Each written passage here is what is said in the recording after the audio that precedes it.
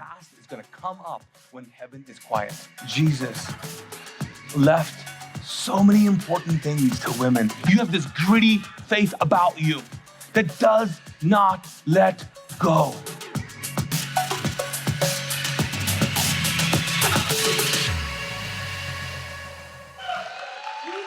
What's up, Mosaic? It is so good to be here with y'all. I need to let you know I woke up this morning with a smile on my face. Some of you are wondering, Joel, why were you smiling? One, yes, because I was coming here to be with y'all, absolutely. But there's another really important reason why I woke up with a smile on my face. Because when I woke up this morning with a smile on my face, it was a notification on my phone that said LeBron James is now down 3 games in the NBA playoffs. You know why this is so important? Because Michael Jordan has never been down by 3 games in an NBA playoffs. And this is good news for us on a Sunday morning. No, I'm kidding. Thank you. Thank you for indulging me with my sports obsession. But I do have a question, like who's gonna come onto LeBron's side? He needs some help. He needs some serious help in this playoffs. If you've got your Bibles, I want you to turn to Psalm 124. Psalm 124, we're going to jump into a series of psalms that are often referred to as the Psalms of Ascent. The Psalms of Ascent. These are actually super powerful, important psalms. And I actually want to use a synonym. When we say psalms, I want to suggest another word that we should use, and it's songs. So yes, they're the Psalms of Ascent, but they're also referred to as the songs of ascent. Now, I don't know about you, but I got kind of deep into my feels. Is that what the kids call it today? You get into your feels. I got deep into my feels, and I was thinking about these songs that play, and when they play, it brings all kinds of emotions, And songs are super powerful because when you hear the tone, you hear the lyrics, and you hear the melody, you're listening to something in the present moment, but songs have the power to transport you into a past moment.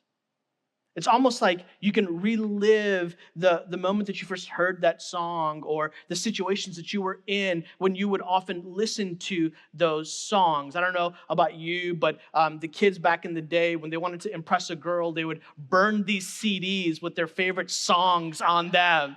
Yes, for the kids out there, there are these little round things, and you'd put them into a thing called a CD player. And when you put them in there, it would play to you. Yes, it was wild back in the day. And some of you are like, that ain't nothing. Let me talk to you about 8 tracks, and then we will really get into it. You see, there's a reason why songs are so important and so powerful. And here's what happens. We think like all in modern terms. Like, oh yeah, like for me, I might listen to my playlist on my Apple iTunes or Spotify. Or some of you are like, oh no, I still have some of my CDs of my favorite albums. And others of you are like, no, I got my 8 tracks. And others are like, no, I got vinyls. We got to go to the vinyls. It is, yes, exactly. And vinyls are coming back. Did y'all know this? They're coming back. It's like a retro thing. Now, long before CDs or 8 tracks or even vinyls, there were these songs that the people of God would sing as songs of remembrance. Songs always had a vital role in the place of the people of God. So when we turn to Psalm 124, it's a series of 15 psalms in this little series that were referred to as the Songs of Ascent. And let me give you a little bit of the background of why these songs were so important. There were kind of 2 ways that these songs would have been sung for the ancient Israelites. Here's the first one. When they were in the wilderness wandering period, these songs were anthems of hope to remind them of a past plight and the future victory that only Yahweh could provide. So these songs were embedded into their hearts. Many years later, after the temple was constructed, when people lived all over the place, they would go back to the temple for worship, and they would have to travel a great distance. So what would they do when you're traveling, when you're camping, when you're going place to place? You get at a campfire and you tell stories, and maybe you sing some songs. Well, these songs of ascent were the songs that the people of God would sing to remind themselves of the story of God.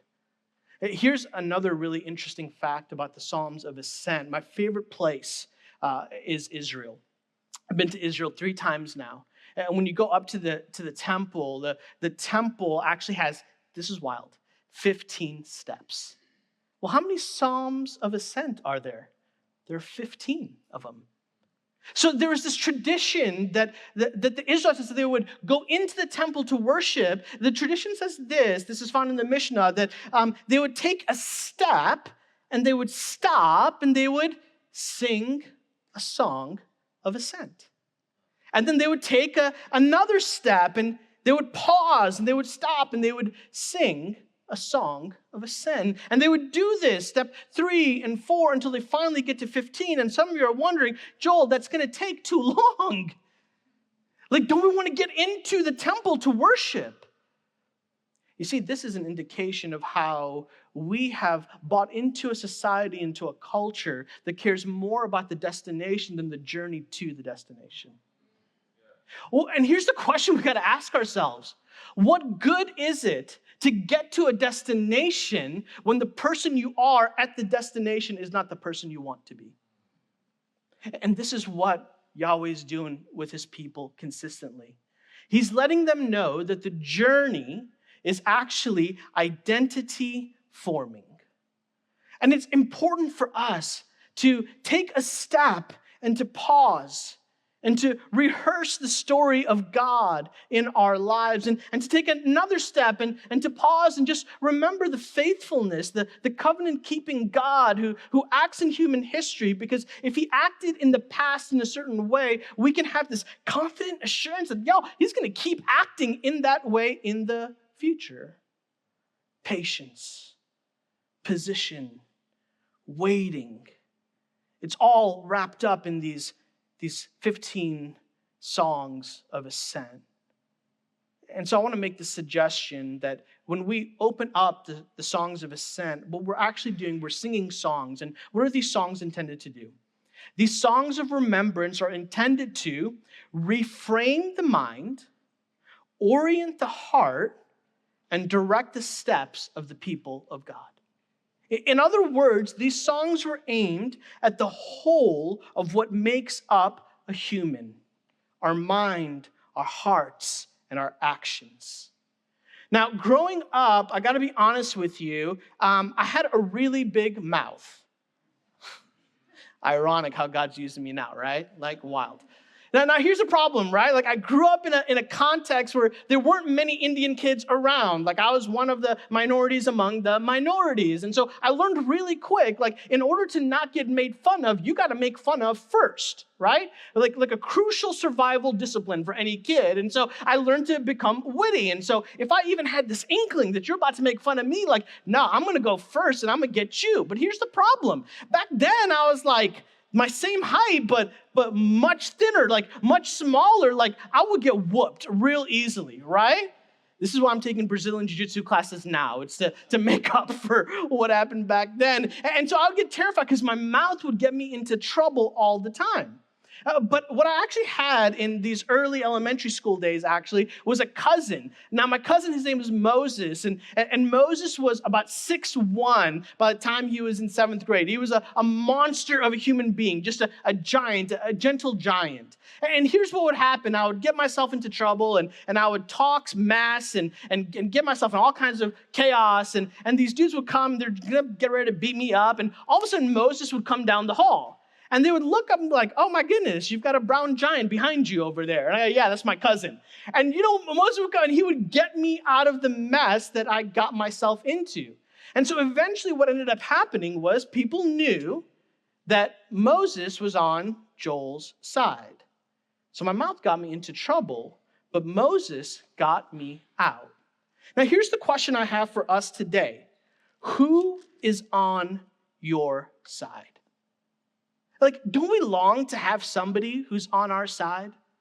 When things go sideways, there's somebody on our side. When things are joyful and happy, there is someone on our side. When things are tricky and complicated and we're not sure how to process, we have somebody who is on our side. Now, you might right now, as I say, who is on your side, have a mental picture, an image, or a name of somebody who comes into your mind like, oh, yes, absolutely, she's on my side, or he is on my side. Like, I know that I can just text them in a moment, and they are there. Can you just do me a favor when we get done here today? Would you just text them and say thank you? Thank you for being my person that is on my side. And here's the thing. The people of Israel are consistently wondering who is going to be on our side. Who's going to help us when everything looks hopeless? Who's going to be on our side when we are the smallest of the nations in the middle, in the ancient Near Eastern world, and there are these Canaanites and the Philistines and the Hittites, and all of them are giants, and we ain't nothing. Who is going to be on our side? King David is the attributed author of Psalm 124. If you got your Bibles, let's open up there. This is why Psalm 124 is so vital for us, because it's an identification. It is a retelling of a story that starts with who is going to be on our side. And this is how verse 1 starts. It says, if the Lord had not been on our side, let Israel say. If the Lord had not been on our side when the people attacked us. I'm going to just pause here. Isn't it so interesting how the psalmist frames this question? He frames it this way. If God had not. If God had not. Which begs us to consider, where would you and I be without him? See, sometimes it's very easy for us to take for granted that God is. Of course God's on my side. Well, of course he's going to take care of me. Like of course. And that assumption can at times, not always, but let me just gently suggest, at times be the soil that sows ingratitude. If you always just assume that he's going to be on our side, then will we take it for granted? See, the psalmist David, he's actually doing something super important for us. He is shaking our minds, and he's begging us to ask the question, well, what if he's not on our side? Could you just do a mental exercise with me and just wonder, like, what if God was not on our side? What if there was no cross? What if there was no Jesus in the incarnation? What if there was no pillar of cloud by day and a pillar of fire by night that led the Israelites out of Israel? What if there was no Moses, if there was no David, if there was no Abraham? What if there was no Yahweh? What if there was no God? Like, where would you and I be here today? We would be in a hopeless situation. And so now we reframe this question from, well, if God had not, and now let's read through it. What does the psalmist say? What does David say? So he starts, if the Lord had not been on our side, let Israel say. If the Lord had not been on our side when the people attacked us. Verse 3, catch this. There are 4 very distinct disasters that show up. When they would have swallowed us alive in their burning anger against us. Then the water would have engulfed us. The torrents would have swept over us. The raging water would have swept over us. Verse 6, blessed be the Lord who has not, here's the next disaster, let us be ripped apart by their teeth. Verse 7, we have escaped like a bird from the hunter's net. The net is torn and we have escaped. And then David wraps it up in verse 8 by saying, our help is in the name of the Lord, the maker of heaven and earth. You see, what David actually does for us is he identifies 4 very specific types of disasters. And each one is super important. The first one is a reference to a monster that could take us out in one bite. Right? In the ancient world, there were these 2 massive monsters. One was a land monster. The other was a sea monster. The sea monster was referred to as the Leviathan, basically a sea dragon.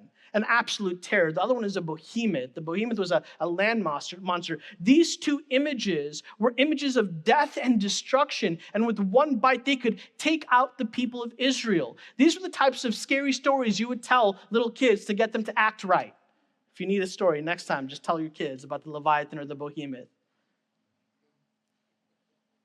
Have you ever been in a situation where you feel like you were blindsided and it just took you out? You didn't see it coming, and all of a sudden, you are upside down. This is the image of this first type of disaster. A type of disaster that comes out of nowhere and just squashes you. Here's the second one. The second one is a raging torrent that sweeps away and overwhelms. Again, there's a little bit of background here that's super important for us. Like in the desert where the people of Israel were, there were these pockets of land, and the land would be wilderness. It would be super dry, but there would be these like overwhelming floods that would come in. And when the flood would come in, it would wipe everybody out. And so Israelites were always worried, like, where am I going to camp? Like, if I camped in the wrong location and it just happened to be flood season, the floods could come in and absolutely overwhelm us. It would just take us out. I want you to imagine being on a beach and you see a massive tsunami that is about to take you out. How do you feel? Yeah. How overwhelming would that moment be? Here you are, a finite human being, looking at a magnificent act of creation, and you can't do anything about it. You're fully aware that no matter how fast you run, you will not outrun the tsunami wave. How do you feel when you're overwhelmed by something, where you are paralyzed by it? That's the second type of disaster. Here's the third one. Really interesting. It's the jaws of an animal that destroys painfully over time. This is like when you flip the channel to National Geographic, and you see the lions and the hyenas. Keep flipping. You do not want to see what they're doing. It's wild. And this is what David's doing for us. He's kind of like, and by the way, there's another type of disaster. And here's the type of disaster. Imagine this, a big old lion who has just taken down his prey, and he's licking his chops because he has slowly, meticulously worked through every bone of that carcass. He has nibbled away at it until the point that all you see is bare bones. Just want you to know, it takes time to get to a carcass with just bare bones. This is the image that we have here, a different type of disaster. The jaws of an animal that destroy painfully over time. And the fourth one is kind of interesting.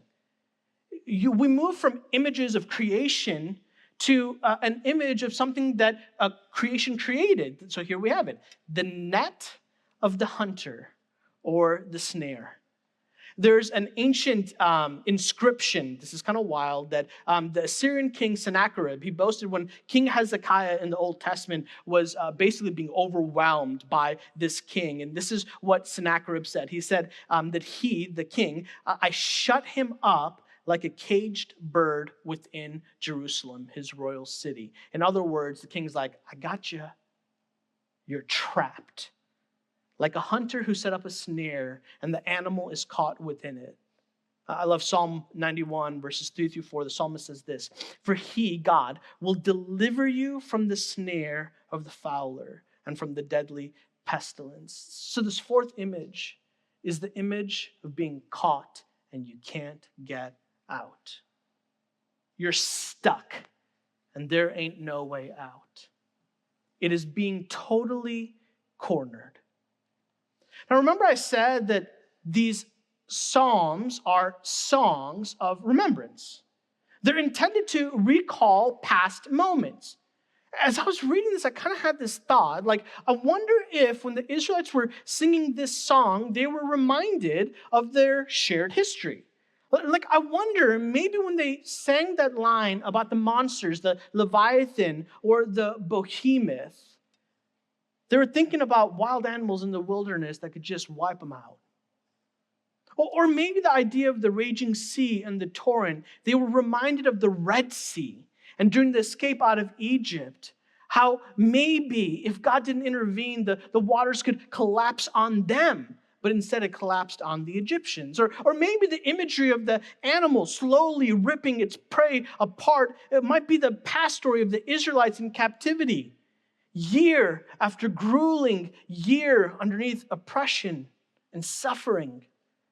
And maybe the image of the hunter and the net might have brought up memories of Pharaoh and his chariots chasing the people of Israel out of Egypt. Like maybe all of these emotions and thoughts came to mind.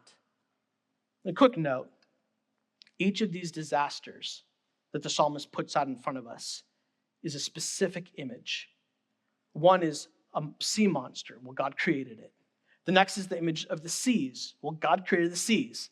The next is the image of an animal who slowly devours its prey. Well, God created that animal. The next, this is wild, is the ingenuity of the hunter who created the snare. Well, guess what? God gave that hunter the gift of ingenuity and creativity. God even created that. What does this teach you and I?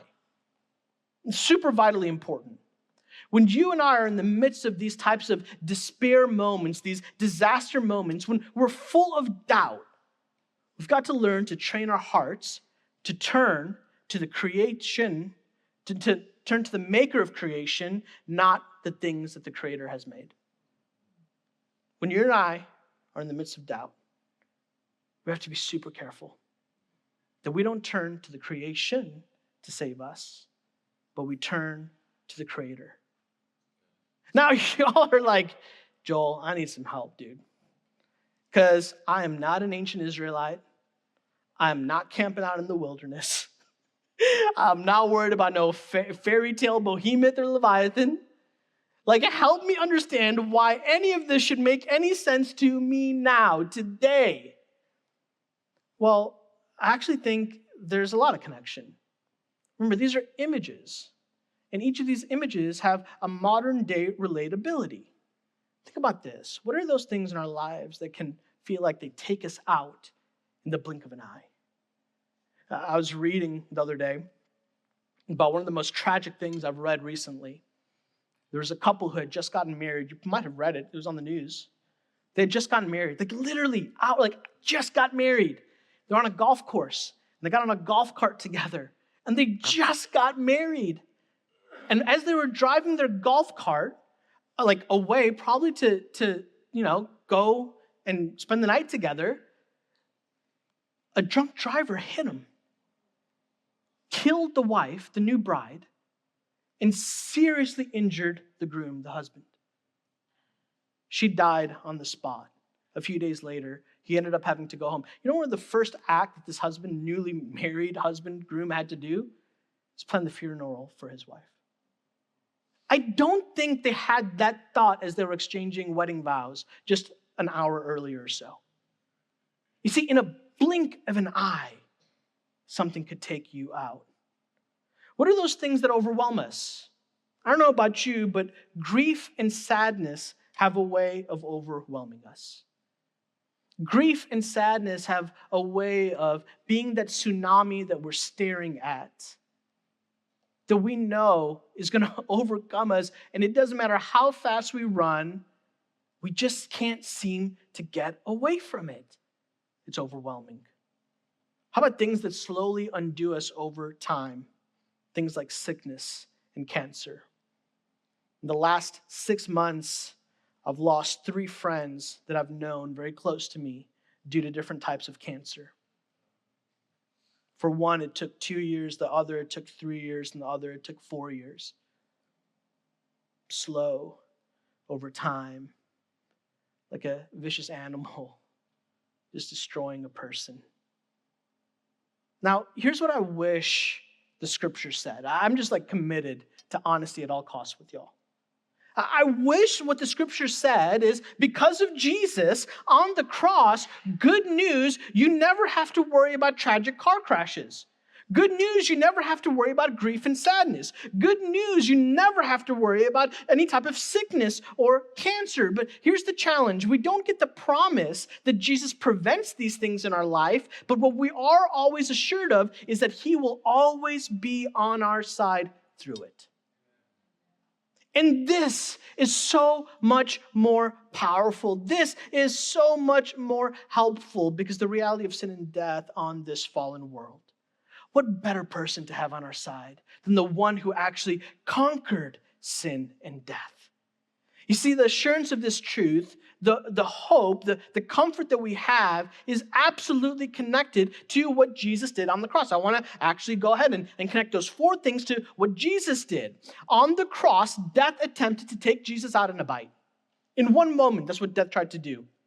You see, sin attempted to overwhelm Jesus and sweep him away by overwhelming him. You see, Jesus, on the road to the cross, he was tortured over a time period, 39 lashes minus one. Each of those lashes, a reason to give up. In fact, a wild story, 3 out of 5 people who went through the crucifixion just from the lashes would have died. That's what Jesus went through. You see, while Jesus hung on the cross, Satan thought that he had won. Satan thought that he was the hunter, and Jesus was the prey, and the cross was the snare. He's like, I gotcha. You are cornered. And now all your people's going down too. What does Paul say in 1 Corinthians? 1 Corinthians 2:8, he says this, none of the rulers of this age, this is in reference to all the dark powers, including Satan, none of the rulers of this age knew this wisdom, because if they had known it, they would have never crucified the Lord of glory. This is wild. The very trap that the enemy set to crucify and destroy Jesus and his people became the very thing that ensured his own death and defeat.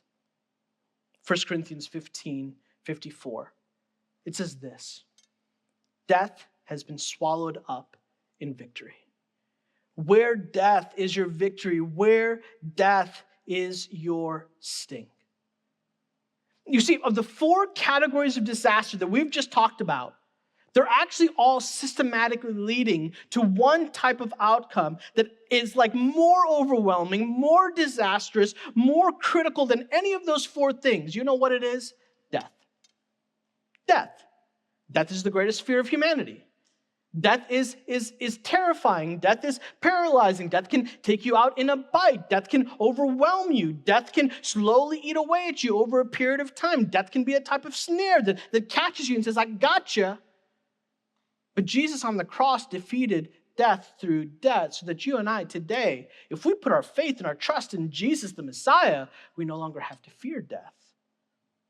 Just a day ago or so, one of who I think the greatest theologians, pastors, scholars of our time, Pastor Tim Keller, passed away after a 3-year battle with pancreatic cancer.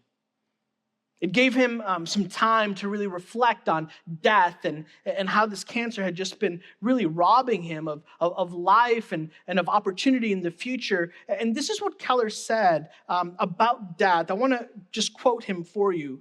Keller starts by quoting George Herbert, who says this, that death used to be an executioner, but the gospel just makes him a gardener. Keller expounds on this, and he says this, death used to be able to crush us, but now all death can do is plant us in God's soil so we become something extraordinary. I mean, isn't that wild? That Satan's executioner, because of the cross, becomes a gardener of God.